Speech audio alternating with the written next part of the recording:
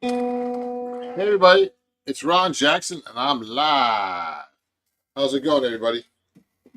Um, so I'm going to be taking questions and requests about jazz, everything about jazz and jazz improvisation. So I'm going to be having my 7-string Benedetto here with me live. Okay, and please send me a comment right now if you have anything to say. I appreciate everybody who follows me everywhere. And I have this deal right now. If you go to my link, or if you go to my comment right now and you hit that link, you can. If you go to New York City and you're in New York City and you're traveling here, use my code to go to Mercer Labs, which was a great experience actually this past week. And you get a 15% discount code off the ticket for you and anybody who's going with you to Mercer Labs. It was really a cool experience where it was like an immersive experience with sound, light. It was amazing actually. I've never been through anything like that before. So let me play you a song right now, and I haven't played this in a while. Just to get warmed up here. It's one of my favorite jazz standards. I recorded on one of my albums years ago that was on Muse Records. And this is called You'd Be So Nice to Come Home To. So this is the first time I picked up the guitar today. And I'm going to be playing my 7-string right now. Okay, and so let's get started, okay? And thanks everybody for watching. If you don't follow me right now. Have those questions out about jazz improv and playing the 7-string. Anything you want to ask me. Or maybe a request if I know it. Okay, here we go.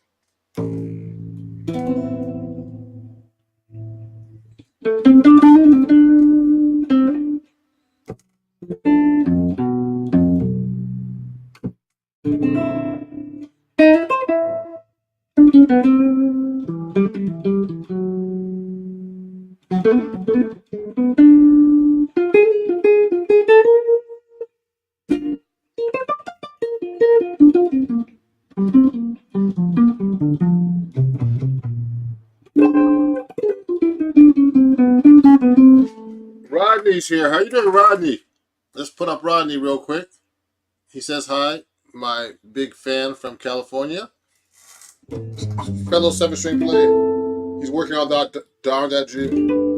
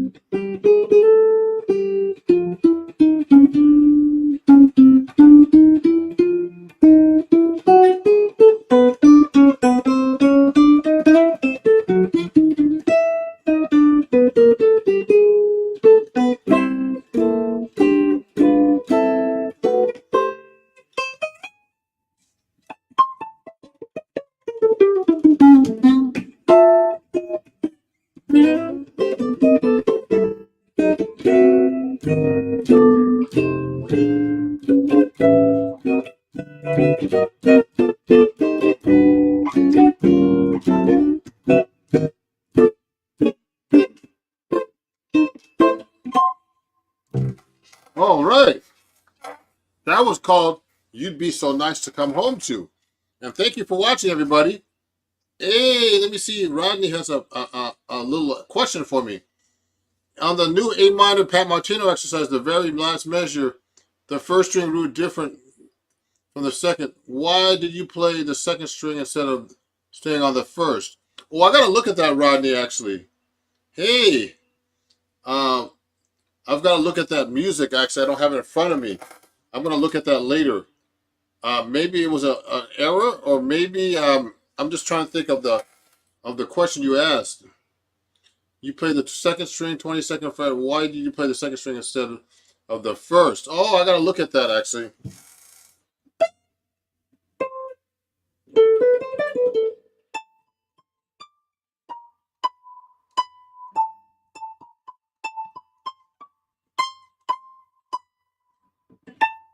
Oh, I gotta look at that actually, Rodney, for that lick. Okay, let me go back to that music when I get a chance. Let me say hi from Piet Lenevo from Bali. Thank you for watching, and all the way in Bali. I'm gonna answer that question later. Actually, when I get a chance, Rodney. But right now, I don't have the music in front of me. But I'm gonna take a look at that music and just see what you send me. That send me a message on Patreon. So Rodney's a great patron of mine. He has a question. Yeah. So Rodney was talking about learning the fingerboard. So this Pat Martin, I have this really popular video right now on Instagram and TikTok everywhere and YouTube about playing the guitar neck really well all over the neck. So you have to be able to take any phrase and be able to play it so many different ways. I took a simple one that Pat Martino did, which is really simple. Now I put it up here. Well, actually, I showed it every possible way on the fingerboard. Now, since I play the 7th string, I can play even more. Okay, I can do it that way. So look at this phrase. Watch me.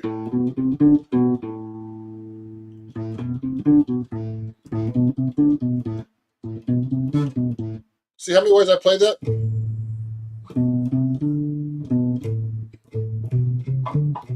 So this is with the 7th string, everybody. Now, I can play that on the, from this octave as well, starting on the 3rd string.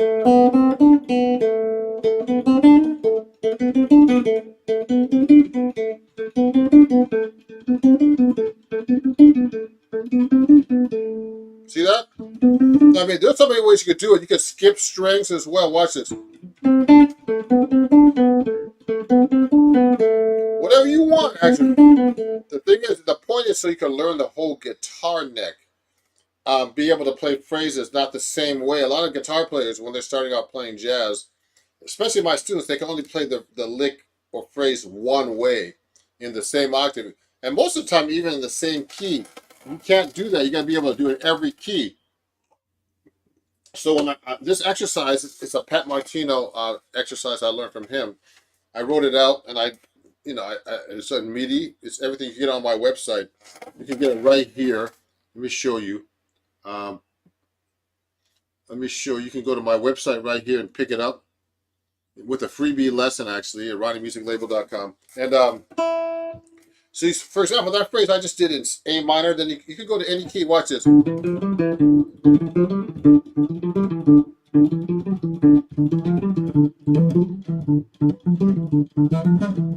Now, watch this. I'm doing it in D now.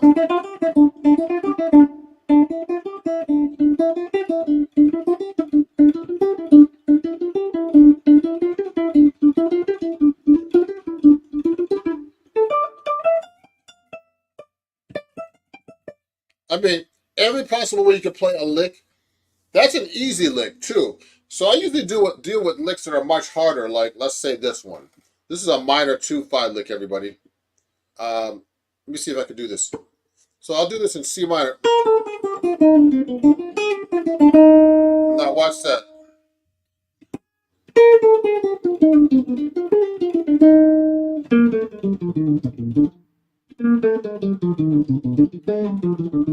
See that?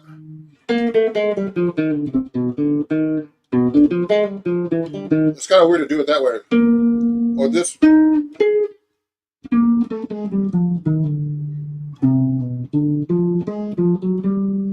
See that?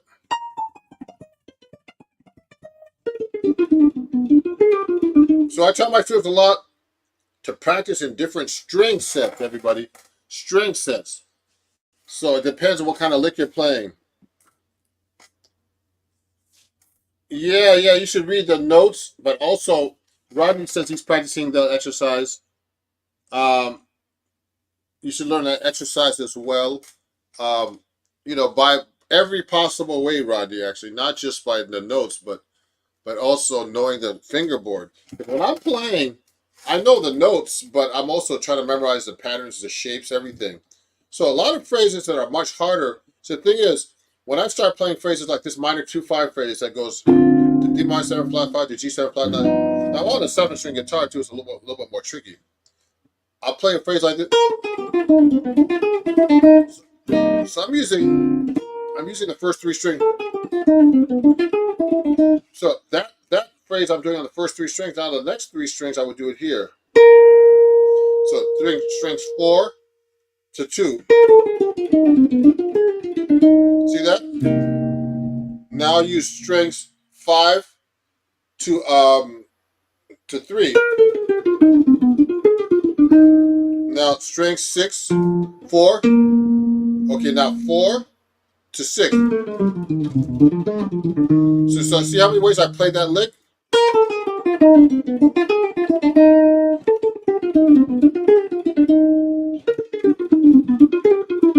Now 4 string.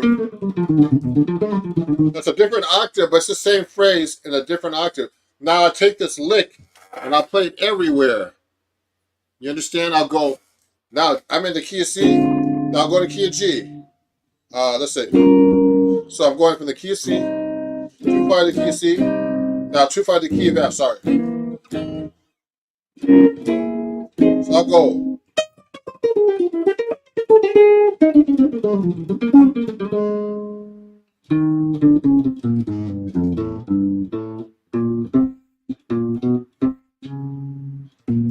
See that? So I'll do that here. Now watch me. I'm going to take my 6-string guitar. It's a little bit easier to see the fingerboard because it's an extra string here with my Benedetto 7-finger. Everybody see my Benedetto? Beautiful guitar, isn't it? I got to be careful I don't scratch it too much. So watch this, everybody. So I'm going to go take these. You can ask me any questions about jazz improv, everybody. We're learning the fingerboard today, as well as anything about jazz. I'm a specialist in jazz. Of course, I play rock and everything else, but I can't. You can only master certain things. So now, here's my 6-string, D'Angelico. Thank you, D'Angelico Guitars, for this beautiful guitar. So when I'm learning a phrase, I try to play it every possible way, everybody, just so you know. Let me see something here. I'm going to look at some comments and stuff. I'm going to actually show you another banner for my my show here. So if you go to Mercer Labs, which is a great immersive art experience in New York, you can actually get 15% off your tickets if you use my code here. And just so you know, if you want to come see me, Rodney's a great friend of mine that's watching. And next time I play in town or he comes to see me play, he gets free tickets because he's such a great fan. And every show, if you could join my Patreon, there's a deal where you can come see me play for free. You pay like a monthly fee. Wherever I play in town, you're entitled to one time a month to go see me play for free in a club. And some of my concerts are actually free already. So for example, you got to be able to take any kind of phrase, everybody, and be able to play anywhere. So let's say another one like this. Let me see. Let me do this. Like, for example, the bebop scale. So I'm playing a bebop scale in the key of E flat, for example. Major bebop.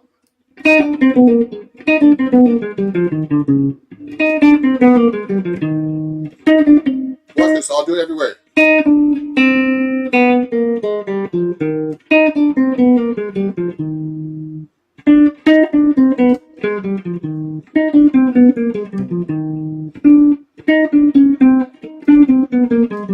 See what I'm trying to find everywhere I could possibly play that. Watch it.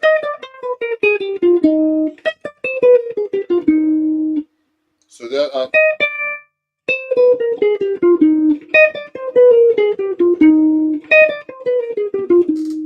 see that? Now you do it backwards.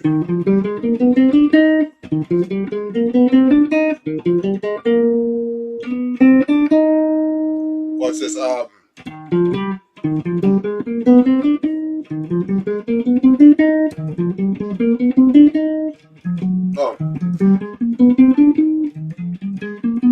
So you know what? I'm basically just practicing that in front of you. So it's not gonna sound perfect because I'm trying to figure out every way I can possibly play that.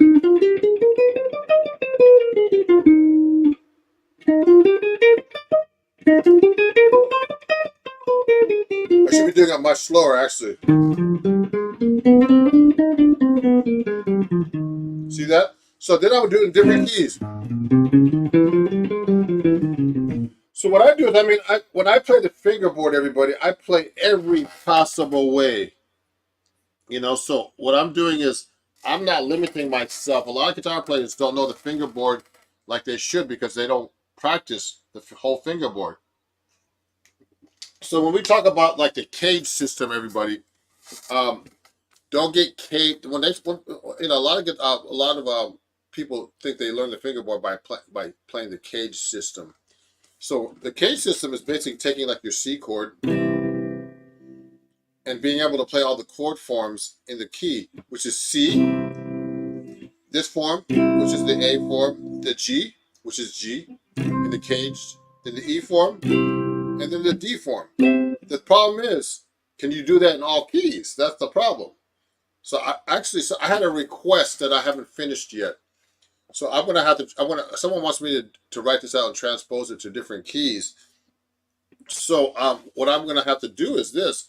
I'm gonna write it out so you learn it in all keys. So for example, you gotta know where your chords come from when they're major bar chords. So I did the cage system in the key of C, but if I'm in the key of F, for example, okay. So you gotta know that this came from the E chord. This form of the F came from the D chord. This came from the C chord. This came from the A chord. This came from the G chord. And this came from the E chord again. They go to B flat and do the same thing. A form, G form, E form, D form, C form, A form, the key of E flat, D form, C form, A form, G form, E form, D form, the key of A flat, G form, D form, A flat, C form, A form, G form, the key of D flat, C form, A form, G form, E form, D form. So I'm just going through all the keys and really knowing the fingerboard. Now, this is just major chords. So major chords are just major chords. If you only know the major chords and you want to play jazz, you're in trouble. So you got to be able to do this on any kind of chord, actually. So that's why it's really important, everybody, to actually know your fingerboard really well and know how you play your chords if you want to play jazz. Now, you know, or even other styles of music. So, one of my students is asking me about how to play arpeggios, like different kinds of arpeggios. So, this is a good exercise. I'm gonna actually do a video about this too. So let's say you're playing. I want to pick an easy, harder key. Let's say G flat. So here's a G flat major scale.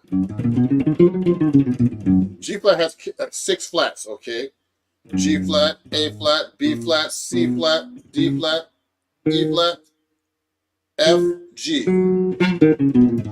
Now, to get your arpeggios together, you should know your scales. So what I do is you got to be able to do your scales in thirds. So that means every 3 notes like this.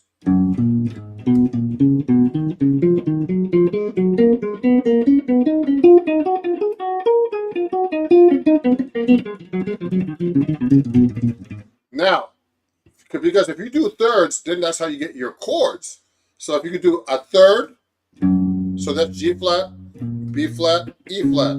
Oh, G flat, G flat, B flat, D flat. Okay, you're gonna go up the scale like this. Now watch me. So you get your G flat chord, A flat minor, B flat minor, C flat chord. Now this is a hard key, G flat. D flat chord. See that? Then E flat minor chord, then F diminished chord, back to G flat major chord. Then if you extend it one note, you get your seventh chords. Watch this. So these are two sets of so these are your seventh arpeggios in the key of C. Now this is only in the major scale. Watch this.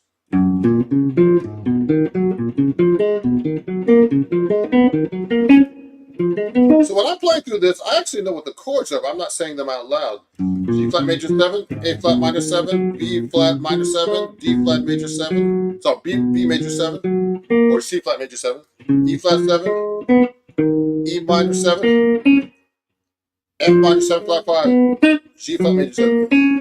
Okay, now, if you want to get the extension of your chord, everybody wants to know what the 11, the sharp 9, and all that stuff is. You know, in chords, sharp 11. All you do is play, it's all about extensions of the chord. So if I do a G flat major 7, let's do an easier key now. Let's do the key of G. Now, if I go from G on a G major chord, let's say the first chord to make it a G major 7, and go up every third. Then I go one more note higher, that makes a 9. So this is a 1, 3, 5, 7, 9. That's how you get your 9s, everybody. And if you go up the scale, you just count 1, 2, 3, 4, 5, 6, 7, 8, 9. Actually, it's that simple, actually, but a lot of people don't understand that. So watch it. So that's the 9. And then, so I can extend that one more note. And usually when you extend one more note, you make, in a major 7th, you make the next note this note. Now you don't go to that note, you go to the 11, sharp 11. So this is 1, 3, 5, 7, 9, sharp 11. That's the common extension for a major 7th chord. Okay, then A minor 7, going up the scale. So this is 1, flat 3, 5, flat 7, 9 to 11. See that? Then on the B minor chord, you do the same thing. See that I'm doing the extension like this? See that? Usually when you do a dominant 7th chord, like a D dominant, you go 1, 3, 5, flat 7, 9 to the sharp 11. And then the 13. See that?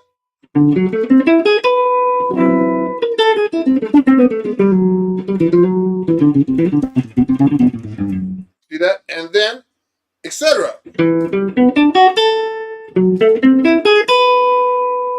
So then you get to F sharp minor 7 flat 5. Usually, then you put, this is a 1, flat 3, flat 5, flat 7. Okay, then I'm doing a flat to the 9. See that? Those minor 7 flat 5 chords are pain, actually, for me. I'm still working on them. So the extension would be like this. I would make this into this would be actually flat 3. I'm using the melodic minor scale now when I get to here. So that's counting up 1, 2, 3, 4, 5, 6, 7, 8, natural 9, 10, and then 11. See that?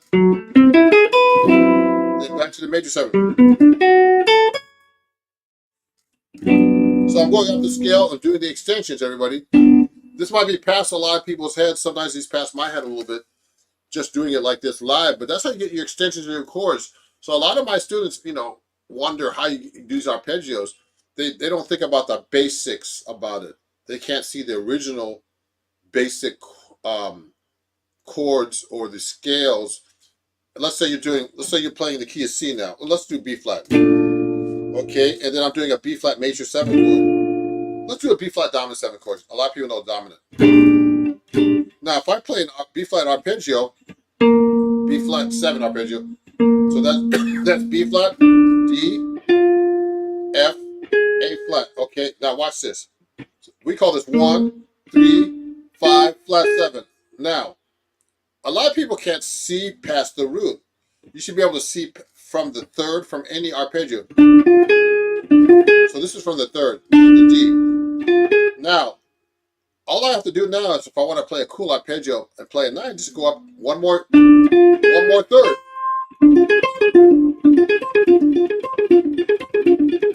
See that? Now, that's the natural extension of a dominant 7th. You actually heard that in James Brown's song. I feel good. You know that? That's where that comes from, actually, everybody. It's actually a dominant 7th chord arpeggiated up to the 9th. And I feel good. I feel good. It's just a D9 arpeggio, I think. I think it's the key of D. You hear that a lot in different kinds of songs, everybody. And so it goes, I feel good. I knew that I would. I feel good. So he goes. So these are just scales, actually. This is a dominant 7th 9 chord. Then it goes down. Does a minor pentatonic scale in the key of D. D, C, A, G, F. Very common things used in funk and pop that come from jazz too, everybody. So if you have any questions or anybody about this kind of stuff, let me know. But to play extensions of chords, you can't see everything from the root. You have to know how they extend and what are the common extensions of a chord, you know. And so it's usually, you have to know how to play your chords in thirds now. So the best thing to do is practice in every key. Let's say the key of D flat now, all your 7th arpeggios.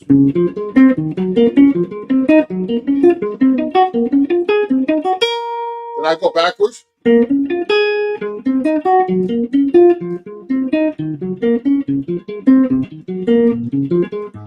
I'm not doing anything fancy, everybody, either.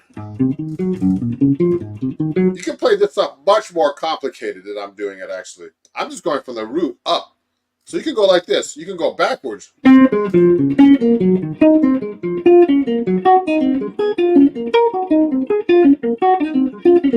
Etc. You understand? And then you can mix those up. Watch this.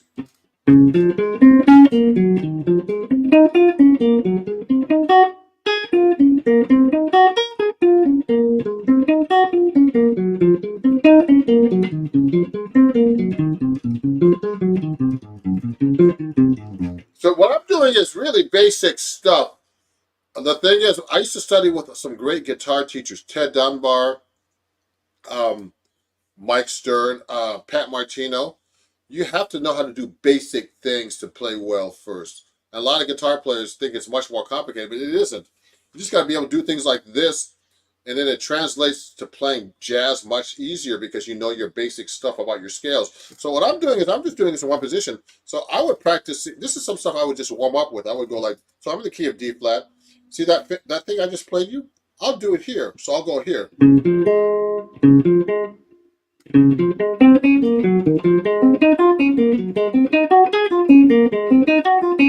I'll do it here now. So I actually have all these scales written on my website, everybody.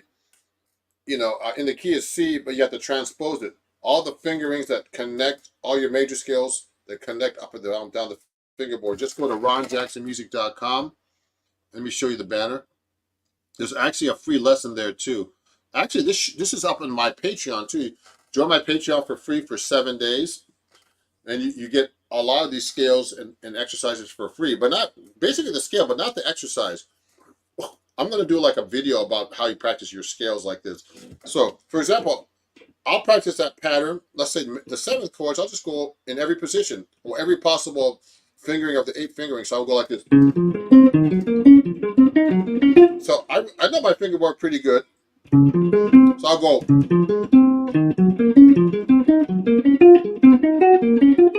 Oh. See, that's a hard position. Now this one. So I'll do this position. Now I'll do it up here.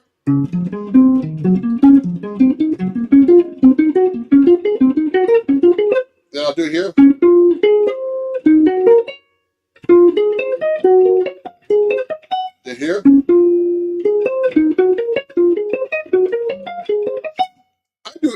possible way, because if you don't, you're not really learning anything. And also, that's just one pattern. So I'm going like, I could do so many different ways.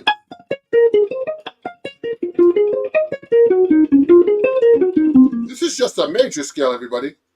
Good afternoon, Tony. Tony says hi. Thank you for Tony, and thank you for all the people watching right now. I'm taking any kind of question you want to know about jazz improvisation, learning the guitar neck.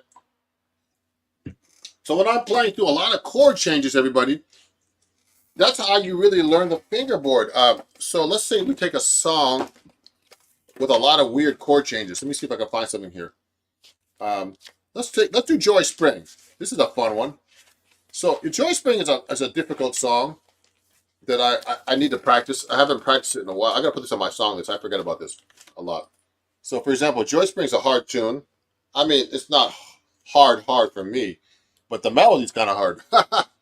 So, a lot of these melodies are based on arpeggios and stuff. That's why it's good to know your arpeggios, everybody. Okay? So let's say Joy Spring by Clifford Brown. So what I usually do is, if I work on a song, everybody. Oh, good to see. How do you get timing down for jazz? Oh, so Tony's asking about timing. So let me answer that question, Tony. So for jazz, you have to practice with a metronome. Actually, in all reality, everybody, practice with a metronome, and then I'm going to put my thing on. I use like a backing track to help my time. Another thing to work on, Tony, is recording yourself and making sure you play on time. And you should be counting out loud when you play in your head and in your brain while you're playing. Those are some pro tips about playing in time, everybody, because it's important. So, for example, also I set the metronome. I use a metronome. Remember, a metronome is very important to be able to judge your time, because you can't judge how fast you play by just like playing. So, like, I'll put my metronome on a click, on a 1-beat click like this. So this, let me see if this is coming through. Yes, watch this. If you listen to that, that's the 2 and 4. 1, 1, 2, 3, 4. 1, 2, 3, 4. So watch this, everybody. So I'm going 1, 2, 3, 4. 1, 2, 3, 4. So that's the 2 and 4. So when I'm playing a jazz song, I'm actually hearing the 2 and 4 all the time. 1, 2, 3, 4.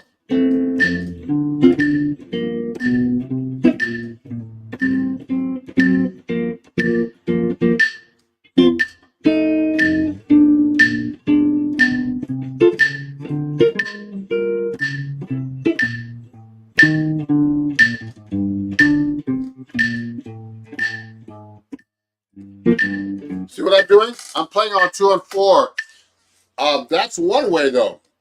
So it depends on the tempo. So that's a medium tempo, 4 and 60. And then when I'm playing, most of the jazz rhythms are in eighth notes, everybody. A lot of jazz solos are eighth notes. Of course, there are triplets and all kinds of different things, of course. But the basic rhythm for jazz is this. 1, 2, 3, 4.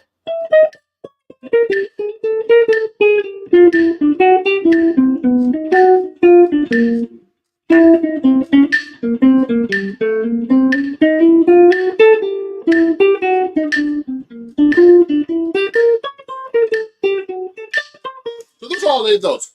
1 and 2 and 3 and 4 and 1 and 2.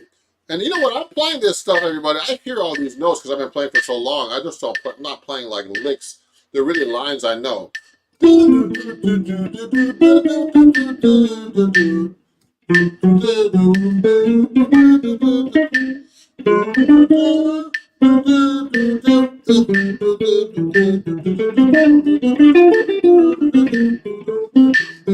what I'm doing, what I like to do, everybody, is this. I record myself to see how accurate I am. It's really important to record yourself. Hey. Oh! So, Rodney is asking about the harmonic minor and the melodic minor. So, first, remember, I want to give you a pro tip, everybody. The harmonic minor and the melodic minor and the major scale are very closely related. So let's say you play a C major scale. Okay? All you do to play a melodic minor in jazz is just lower the third. They call it the real melodic minor or the jazz melodic minor. Same scale, I lowered the third. So this is 1, 2, 3, 4, 5, 6, 7, 8 octave. I just went 1, 2, flat, 3, 4, 5, 6, 7 to 8, the octave. So the harmonic minor and the melodic minor are much more complex in jazz, everybody. So so you got to know first how to change your major scale into a melodic minor and a harmonic minor. So all you do right now is, for example, the harmonic minor, a major scale with a flat 3, and then you lower the 6 too, and then you keep the 7.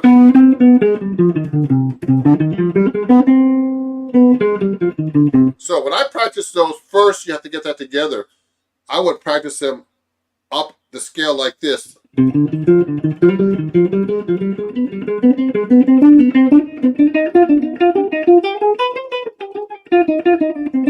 mean, I practice it different ways.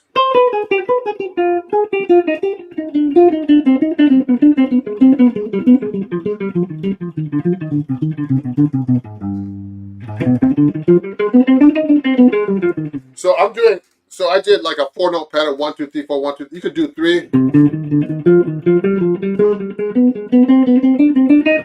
I'm doing the harmonic minor because I need to work on this one more, actually. I know how to play it, but obviously I use a lot of my jazz improvisation. That's a whole different story when you get to jazz improvisation. Also, when I was studying with Barry Harris, I used to go to his class a lot.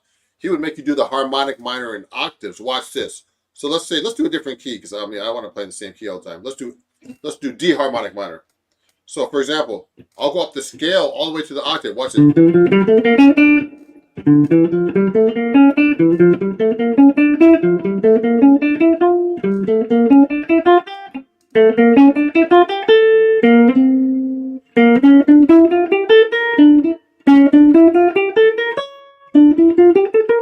Now go backwards. Oh, I can go backwards and do the same.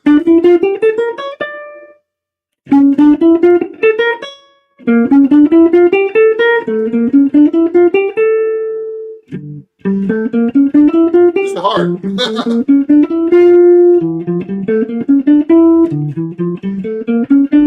So you see how I played every possible position, everybody? Wow. Oh, wow, Rodney. Hey, Sean, my good friend Sean. I haven't seen you in years, Sean. Great to see you, man. Wow. He used to be one of my students. And Sean Spellman, say hi everybody to Sean Spellman for watching. Thank you, Sean, for watching. I appreciate you. And thank you, Sean. I'm just showing people how you practice and how you play and taking questions, especially in jazz, everybody. So Sean, say hi to Sean. If you want to study with me like Sean did, please sign up here on Ron Jackson Music, RonnieMusicLabel.com. You get a free lesson as well. Sign up now, everybody. So let me say some other comments here.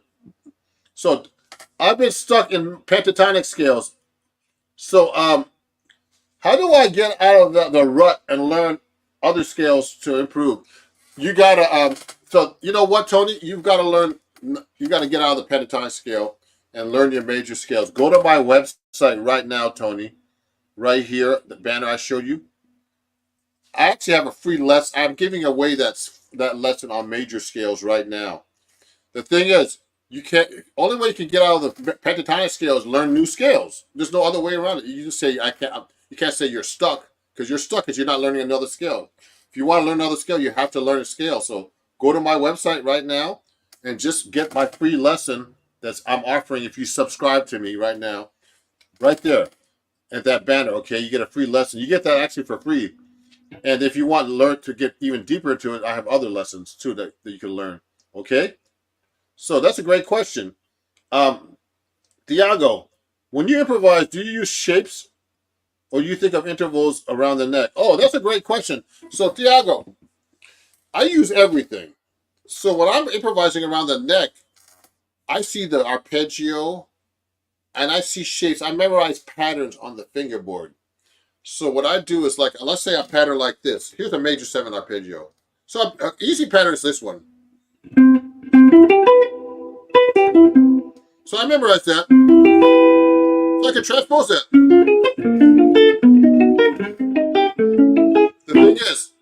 can't memorize that in the same key though. You got to be able to do it in C. This is a C major 7 arpeggio.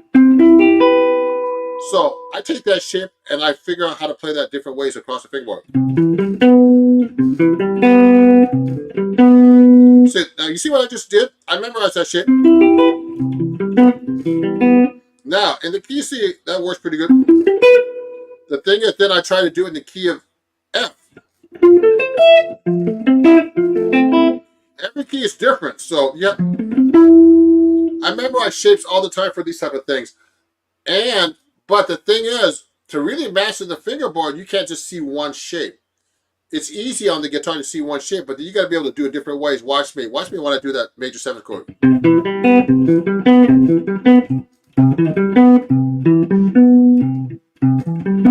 That's the same octave. See how many ways I played that? That's how you really learn the neck, everybody.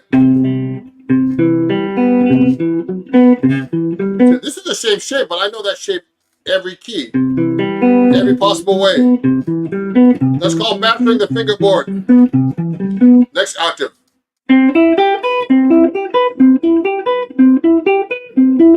See that? I learned that from Pat Martino, everybody. To really master the fingerboard, you have to do it every possible. I'm only doing it one direction, too. I could go. So I see shapes. I see every possible way, man. Every possible way. But the thing is, you should memorize one first and then transpose it. But when you play... okay, someone's asking me, and when you use modes, you take the same line? So that's a good question. So when I'm playing modes, so just so you guys know, when you're playing jazz, unless you're playing a modal song like So What, you're playing lines that work through changes. And jazz is a language, okay? You can't just mess around and just like play like modes. Because if you play modes, for example, the most famous mode right now is the minor pentatonic or the blues scale.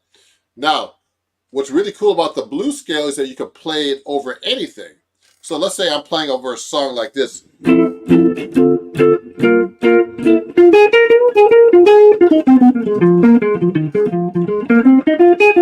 A lot of guys who don't know how to play jazz, they're just playing one scale over everything. That's called modal playing. You know, in jazz, we play changes. That's what we're doing. We're playing over each chord. We're not playing the same scale over each chord. We have different scales we use. And that's called jazz language. So that's jazz vocabulary. So I have a lot of jazz vocabulary because I'm a jazz musician. We learn a lot of tricks in the trade. So you've got to learn more than just modes. When you're playing modal, that's playing one scale. So but of course, if I'm playing over different chords, I know that there's modes that go with each chord. But in reality, Thiago, I'm actually playing lines and phrases I learned by heart that I transpose everywhere. You understand? So that's how you really get that together. You got to learn the language. You got to transcribe solos, everybody. You've got to learn licks and transpose them. You got to learn tunes. It's just more than just looking at a video on YouTube like me telling you this. It takes a lot of work and a lot of practice, everybody, actually. It's a great question. So I'm going to do more. I'm going to do some videos about this, shorts about learning these type of things. Let's try to do this song right here. So, yeah. So let me see something here. Also, everybody, if you're enjoying this, super chat me if you're enjoying this. If you learn some new things, you can super chat me here to help me buy some more coffee, which I'll need after this, or you can help me buy lunch. Super chat me here at Ron, on my YouTube. And also, if you don't subscribe to me, please subscribe to me right now. And I'm giving a free lesson away right now on my website. Just go to my website to that link. Just sign up and subscribe when you hit the box, and you'll get a link to get a free lesson, etc. Okay? And if you want to super chat me, buy me coffee or anything, just go to PayPal, anything, at Ron Jackson Music. I'll appreciate it. Okay? And for answering your questions and everything. So let me keep going here. So let me show you some. So you can also join my Patreon for free for 7 days. Okay, at the $9 level. So I have a lot of cool things on Patreon. So let me play you a song. Let me try to do this song right now for you guys called Joy Spring. I haven't played it in a while. So that'll be good practice for me. So let me put the backing track on for you. I use iReal Pro. Yes. Yeah. So, so let me show you the backing track. I'm going to use iReal Pro, everybody. So these are tools for practicing, everybody. Use this app called iReal Pro. I'm going to show you right now. So watch this. It's called iReal Pro. And looks like this. And you could pick any song you want. There's free songs you could play along. It does every key. Now watch this. So I'm going to find Joy Spring, this song right here. And I'm going to play. I haven't played the melody in a while, so don't forgive me if I butcher it. Let's see how fast it is. Oh, that's too fast. Oh, that's too fast. I got to slow down. So that's at 240. I'm going to do like 160 or something. Let's do that. I'm going to do a medium tempo. Let me see how 160 is. So you could put the tempo you want, any key you want, everybody. It's a really great app. A friend of mine named Massimo Buclate, bass player from Switzerland, who plays with Lino Leweke, the great guitar player, friend of mine, and in his trio, he did this. Let me see how fast it is.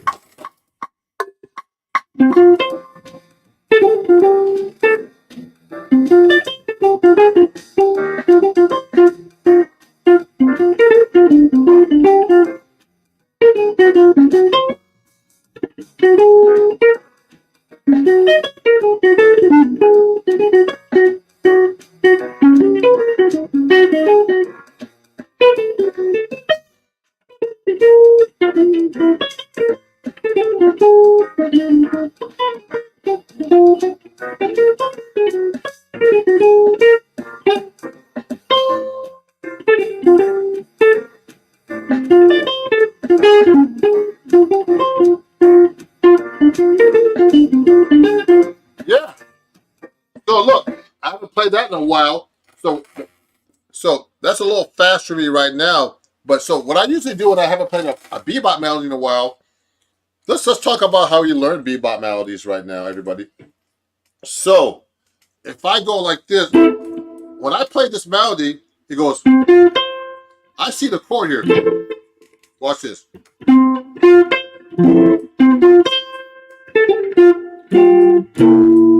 So I'm the G minor C7. So I usually, like someone was talking about earlier, how do you see the arpeggios? I see the arpeggio of this melody here. So I see the chord right here. B flat minor 7 to E flat 7. That's how I learned how to do B minor melodies.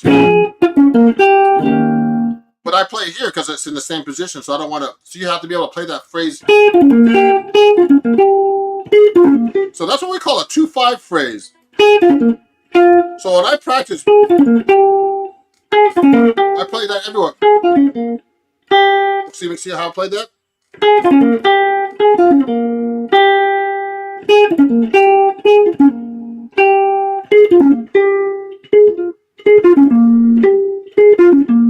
Shoot. I mean, there's more ways to play that, actually. The thing is, if I'm playing a song like this, I'm going to slow it down just a little bit because it's a little too fast for me right now still. So I haven't played it in a long time. So, see, melodies like this, you have to review all the time. Before I go to a gig, I want to play a song like this. I'll review it. So I'm going to play that a little bit slower. So a problem I had was the bridge. So when I get to the bridge, it starts right here. And I'm going to just go through the bridge real quick.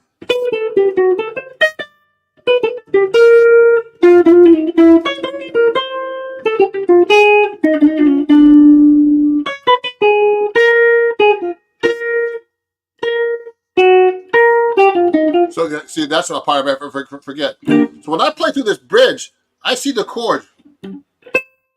So it goes like this. It's a 2-5 lick. Oh. Sorry.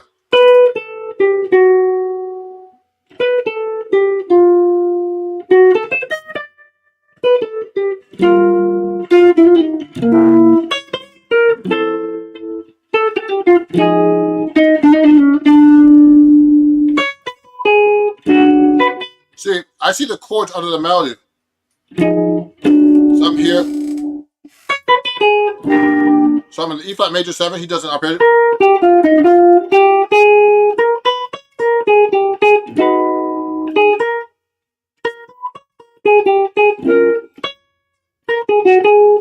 So I used to play this a lot, and I forgot it kind of.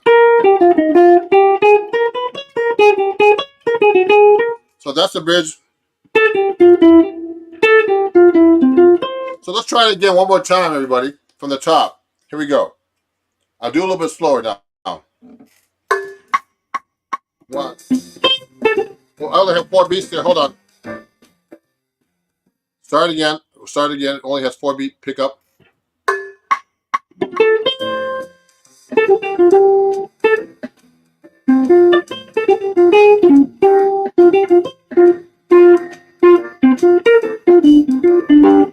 Oh.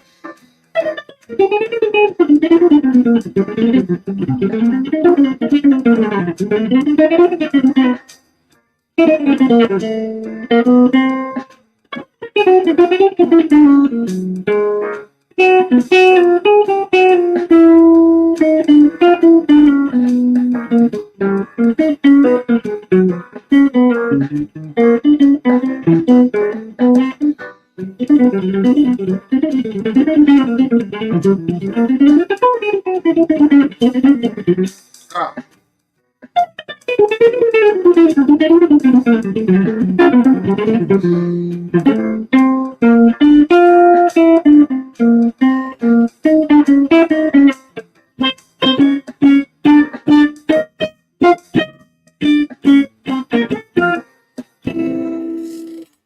Oh, you see that? Okay.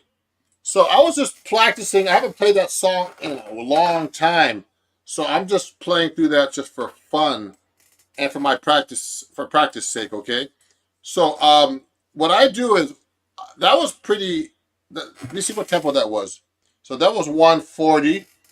And so I could do double time at that tempo. And it's, and but when it gets a little bit faster, the 140 is like 280. So that's a pretty fast tempo. I could do double time like that. Now let's put this at 150, so it's harder to do double time stuff. So I practice things like that. Let me see. I'm going to put this at 150. And this is good practice for me to talk to you about this, guys. So watch this. Let me try this again. I'll do a melody.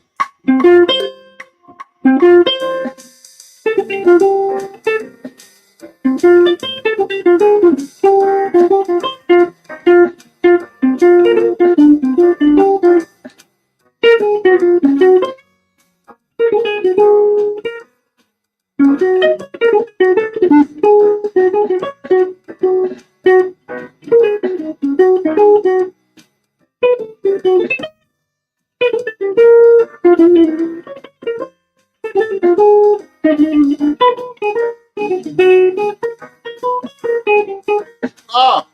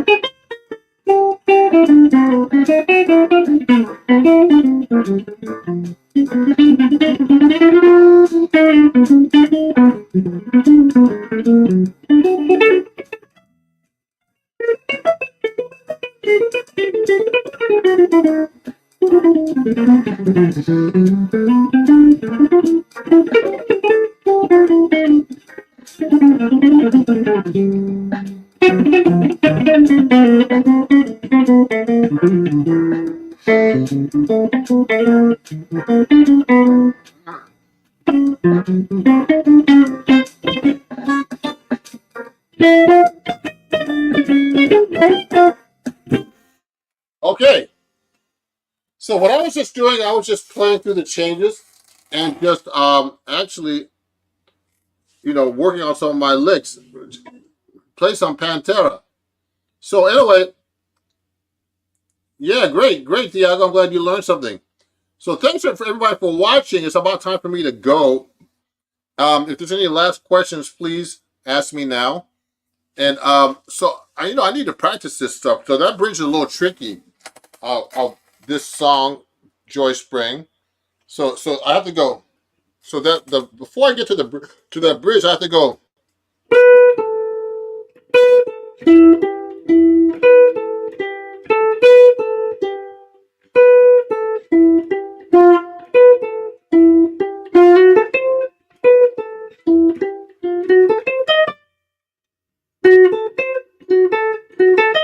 So I'm not used to playing that melody like that.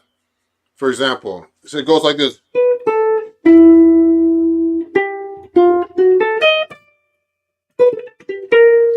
I'm hearing something different, so I'm reading that differently. And I'm a pretty good reader, so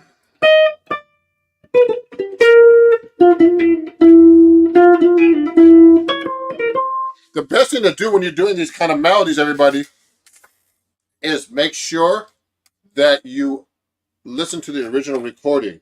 And sometimes I don't like playing this on my live streams because YouTube will flag me for playing somebody else's melody if I play it too good, and that means they start, not having me monetize my videos or whatever when I'm doing this. But in this case, everybody, thank you for watching. It's time for me to do some other stuff today, but I was practicing for you and how I practice and how you should practice jazz on your licks. And please definitely subscribe to me if you don't. Go to my website, get a free lesson right now, if you can. Rodney T, thank you. You're welcome, Rodney. Rodney's one of my biggest fans. He's gonna be acquiring a 7-string guitar from me soon, among other things. Also, everybody, if you can, join my Rakuten right here, and you could save big on many things. Rodney did, and you could save on a lot of things. Different stores, travel, all kinds of stuff. Join my Rakuten. That's my link. Okay. Definitely. Go to the museum here in New York if you live here and get your free 10-15% off everything there. I'm going to leave this up so you could subscribe to my channel. Subscribe. You can get a free lesson right now if you subscribe to my email list right now and on my website, okay? And you get there's 3 free lessons actually, everybody. So definitely sign up if you can. And keep watching my live streams. I appreciate everybody watching today. And we went over a lot of stuff. And thanks for watching. And we'll see you guys soon, okay? And if you want to super chat me here or after or whatever, you just go right here. or you can go to if you buy me some coffee. I'm gonna need some after this live stream. I'm actually still drinking some right now. And then you can just go to PayPal, any place you can follow me everywhere at Ron Jackson Music. Thank you everybody for watching. This is a cool shirt. You can get shirts, everything on my website like this too. Thank you, Sean. Sean, thank you. I appreciate you, Sean. One of my great students from before. And I'm going to Aruba to teach for Excelsior Music Studio. I think it's all sold out, but if you want to come teach, study with me, I'm going to Aruba the second week after Labor Day for 1 week to do workshops and concerts with students. I hope to see you there in the sunny Aruba. But we'll see you guys soon, okay? And thanks a lot. We'll see you guys soon. Have a great day. Bye-bye.